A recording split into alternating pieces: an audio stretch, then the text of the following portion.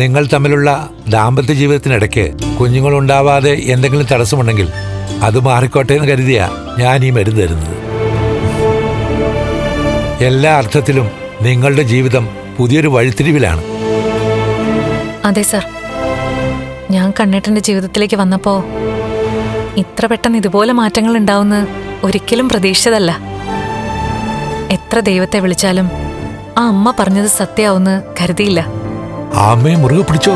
അവരൊരു സാധാരണ സ്ത്രീയല്ല, ദേവിയുടെ പ്രതീകം തന്നെയാ.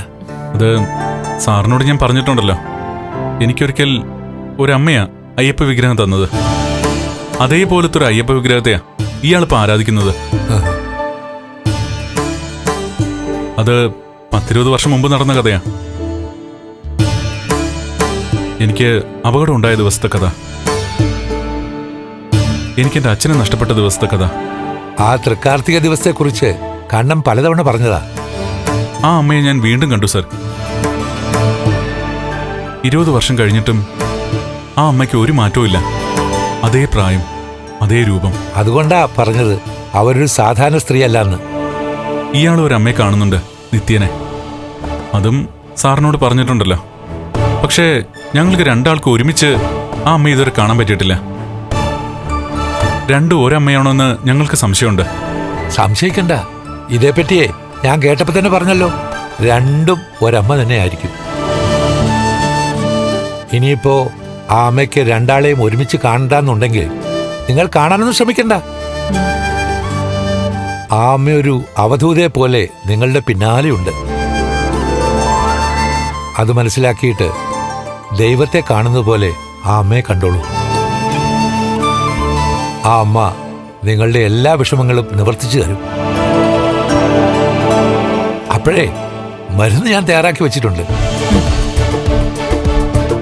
ഭയഭക്തി പുരസ്സരം സകല ദൈവങ്ങളെയും വിളിച്ച്, പ്രത്യേകിച്ച് അയ്യപ്പസ്വാമിയെ വിളിച്ച് ഇത് വാങ്ങിക്കോ.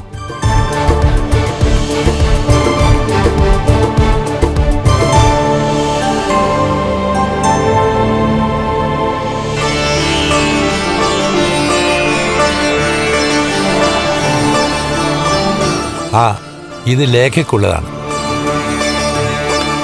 അത് ലേഖയുടെ കയ്യിൽ തന്നെയാണ് കൊടുക്കേണ്ടത്.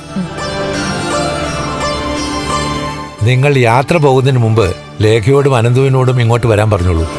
ഞാനിത് അവർക്ക് കൊടുക്കാം. ശരി സർ. അതിരാവിലെ എഴുന്നേറ്റ് ദീപം തെളിച്ച് ഭഗവാനെ വിളിച്ച ശേഷം ഇത് ഓരോ സ്പൂൺ കഴിക്കണം. ഇത് കഴിക്കുമ്പോൾ തന്നെ നമ്മുടെ ശ്വാസകോശത്തിനും അതുപോലെ തന്നെ വയറ്റിലുമൊക്കെ നല്ലൊരു തണുപ്പ് ഇരച്ചിറങ്ങുന്ന പോലെ തോന്നും. അങ്ങനെ തോന്നിയില്ലെങ്കിൽ എന്നോട് പറയണം. സാറ് പറഞ്ഞല്ലോ, അപ്പൊ പിന്നെ അതിന് മാറ്റം ഉണ്ടാവില്ല. അപ്പോഴേ ഒരു ശുഭയാത്ര നേരുകയാണ്. മഹാലക്ഷ്മിക്ക് വിശേഷമുണ്ടായാൽ അതാദ്യം ഭഗവാന്റെ അടുക്ക പറഞ്ഞിട്ട് എന്നെയും വിളിച്ചു പറയണം, കേട്ടോ?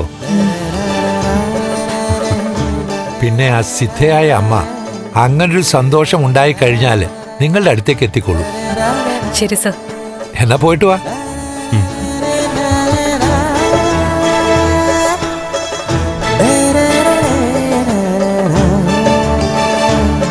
വാ.